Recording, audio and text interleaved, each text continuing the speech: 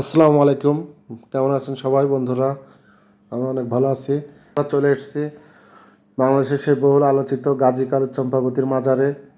তো আপনাদের আজকে আমরা এই পুরো মাজারটা ঘুরে ঘুরে দেখাবো। এখনও আমরা মাজারের ভিতরে প্রবেশ করতে পারিনি, খুব শীঘ্রই প্রবেশ করব, করে আপনাদের বিস্তারিত দেখাবো। তোমার দেখের শুনিয়া গাজী বাবার নামের বাসি বাজে মদিনা, গাজী বাবার নামের বাসি বাজে মদিনা, মদিনারও কাবার ঘরে রসুলুল্লাহর ধ্যানের বাড়ি, কত কাবাতে আসিল বাবা গাজীর বাড়ি।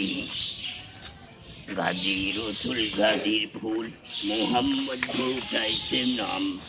ভাই বাসা কোথায়? চট্টগ্রাম। চট্টগ্রাম। এখানে কতদিন আছেন? আজকে শুক্রবারে। শুক্রবারে। ও, চট্টগ্রামে কই ওখানে কার মাজারে থাকেন? বান্দরছড়ি। ও, কতদিন থাকবেন এই জায়গায়? 2 মাস। 2 মাস থাকবেন। এরা সম্পর্কে জানলেন কিভাবে? সময় পাচ্ছি, খবর পাচ্ছি গ্রামে একটা। কি উদ্দেশ্যে এসেছেন? কি কাজ আপনার এখানে? আসছি দরবারে আসছি। তাই সে লাল শালু পরা সাধক। আপনি সাধক তাই তো? সে সাধক। আপনি আপনি আপনিও সাধক?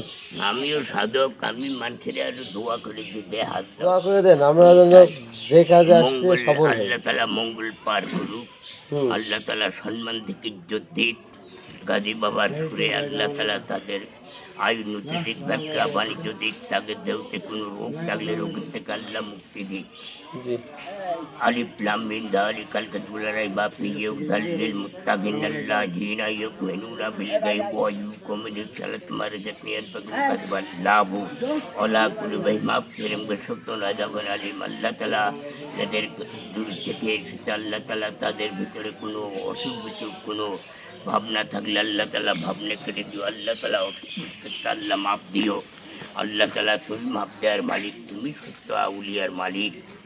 সুবহান আল্লাহ। গাজী বাবার সত্য তাইতে আসে বাবার বাড়িতে সব সত্য মানুষ, সত্য হয়ে চলতে হবে জগতে, তবে সব কিছু আল্লাহ তাআলা পয়দা করবে এই জগতে। দর্শক, এখানে অনুমতি ছাড়া প্রবেশ করা নিষেধ, ভিডিও করা তো একদমই নিষেধ। তারপরেও আমরা পারমিশন নিয়ে কর্তৃপক্ষের কাছে, আমাদের সাথে ছিলেন বারাবাজার মাধ্যমিক বিদ্যালয়ের প্রধান শিক্ষক, তার অনুরোধে আমরা অনেক বলা করার পরে আমরা এখানে ঢুকতে পেরেছি। তো এখন আমরা ভিতরে প্রবেশ করব, করে আপনাদের বিস্তারিত দেখাবো কি কি আছে, কি কি এখানে চলে, সেগুলো আপনাদের ভালোভাবে খোঁজখবর নিয়ে দেখাবো। তো দেখি প্রথমেই এখানে একটা সাইনবোর্ড, এখানে পরিচিতি, মানে এখানে কি কি সেটার একটা ঐতিহ্যের পরিচিতি এখানে দেখুন।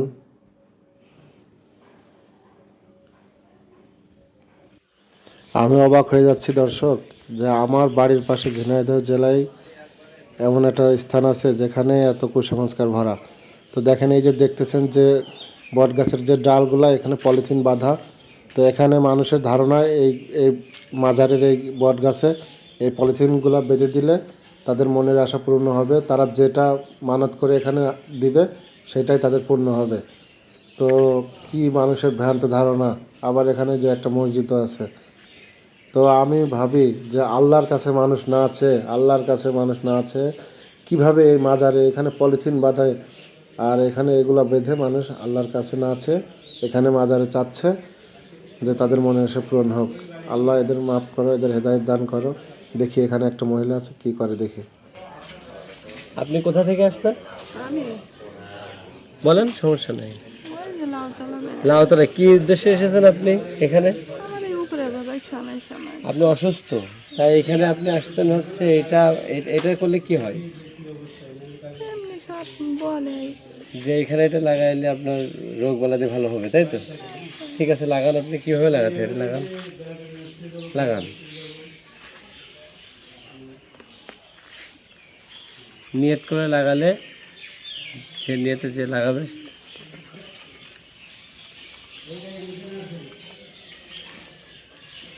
আমাদের তো পলিথিন দিয়ে দেবে না।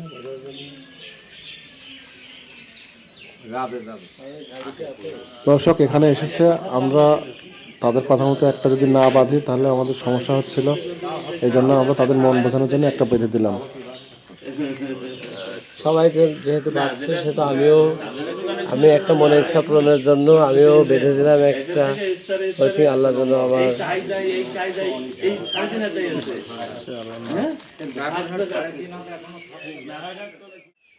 বন্ধুরা আমরা এখন প্রবেশ করতেছি সেই মূল যে মাজার, গাজী কালো চম্পাবতীর যে মাজারটা, তাদের সেই কবরটা দেখার জন্য, যেটাকে ঘিরে এত কাণ্ড এত কিছু। তো এটা মেবি চম্পাবতী। তো এদের সাক্ষাৎকার যখন তখন তোলো শুরু করি প্রথমে। এটা গাজী, এটা হচ্ছে গাজী সাহেব, এটা হচ্ছে কালো, এটা হচ্ছে কালো। এই যে সাইনবোর্ড দেবো, সাইনবোর্ড আর ওই পাশে চাম্পা আছে। এটাও দেবো সাইনবোর্ড, এটা চাম্পাবতী, এটা চাম্পা বলে। এটা হচ্ছে চাম্পাবতী। অত্যন্ত সুন্দর করে সুসজ্জিত করে রাখা রয়েছে এবং ঢাকা আছে।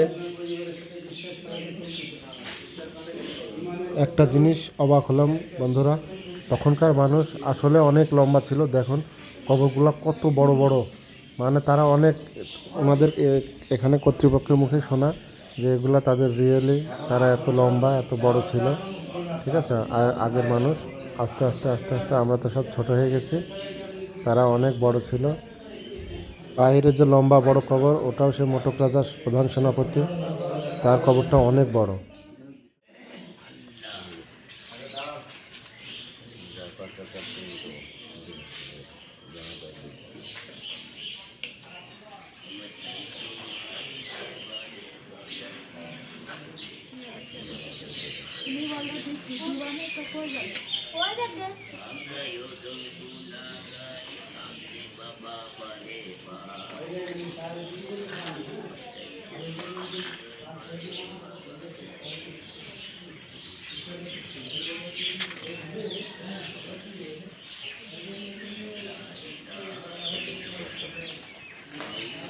দক্ষিণে রায়, মোটক রাজার প্রধান সেনাপতি।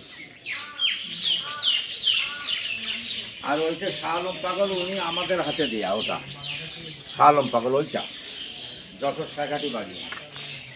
বন্ধুরা এটা একটা ভক্তের কবর, উনি এখানে আসতেছিলেন, আসতে যে অ্যাক্সিডেন্ট করে মারা যায়, তাই ওনাকে এখানে কবর দিয়ে দেয়। চাচা এখানে আসে, এই জায়গায় দাঁড়ানো আছে ভাই, আপনার সব চাচার পিছনে দাঁড়ানো। আচ্ছা, আপনি তো এই জায়গার খাদেম হিসেবে আছেন। খাদেম, আমি নতুন খাদেম এখন। আপনি এই জায়গার নতুন খাদেম হিসেবে আছেন। হ্যাঁ, হ্যাঁ। কত বছর আছেন আপনি এই জায়গায়? আমি এই ধরুন এই স্বাধীনের পরের থেকে আছি 5 তারিখে। তাহলে এই আগে অন্য একজন ছিল, ঠিক অন্য না? একজন ছিল, এর এটা কতটুকু এরিয়ার ভিতরে আছে? এটা আছে 44 শতকের ভিতরে। 40 এর ভিতরে একটা গাছের থেকে এই শিকড় বসে একটা গাছ। হ্যাঁ, একটা। এখানে কয়জনের মাজার আছে? এখানে এখন আমরা দেখাচ্ছ কি ধরুন আছে যে ওনাদের 4 জন। ওনারা 4 জন আছে। হ্যাঁ, ওনাদের 4 জন। আর এইটা পাগলের, এই দুটা হচ্ছে তার খাদেম আর কি, নাকি পাগল? ওইটা একটা পাগল আসছিল এইখানে, যে এখানে আসছিল, এখানে থাকার পরে এখানে থাকতো। উনি ওই না সেইখানে কোনোদিন আসেনি, আসছিল ওরুষি, আসছিল ওই 12 বাজার থেকে মারা পড়লো, গাড়িতে লাফ দিয়ে যায়।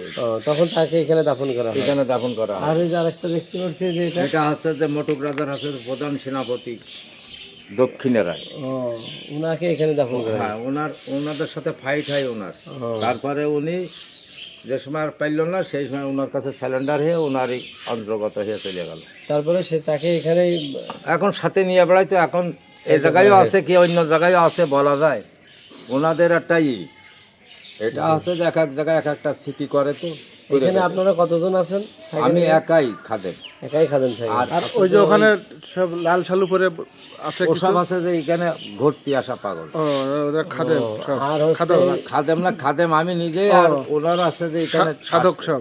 হ্যাঁ, আর এইগুলা হচ্ছে বাঁধে, এই যে পলিথিন এইসব মান্যতেরই বাদে।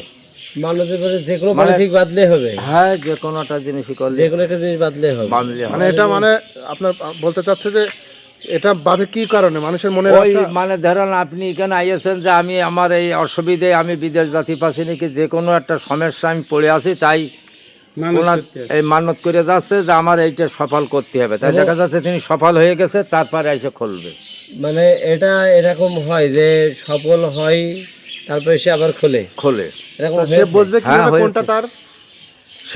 সেটা বুঝতে পারবে না, খুলবে। তার ভিতরে এই দেখেন ওই যেমন এই যে নতুন যে সকলটা দেখা যাচ্ছে এই ওরুষির পরের থেকে, আর পুরোনোটা ওটা সব এখনো কিছু বাতিল হয়ে গেছে, কেউ খোলে কেউ খোলে না, এই একটা উদ্দেশ্য যাচ্ছে এই কাজটাই। তাহলে মানুষের উদ্দেশ্য সফল হয় আর কি, সফল হয়। ঠিক আছে, যাক আপনার দেখুন মানে এইখানে যে পলিথিন বাঁধা হচ্ছে, এই পলিথিন বাঁধা নিয়ত করে বাঁধলে হ্যাঁ, নিয়ত করে বাঁধতে বিশ্বাস হবে।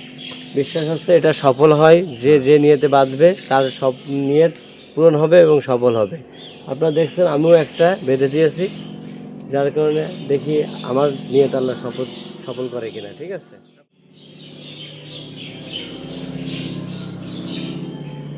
দর্শক, আমার মনে হয় না এরা কখনো আল্লাহর কাছে এভাবে হাত তুলেছেন, কিংবা 5 ওয়াক্ত নামাজ পড়েন, কিংবা কখনো আল্লাহর কাছে এভাবে হাত তুলেছেন। ওনারা মাজারে যেভাবে হাত তুলে চাচ্ছেন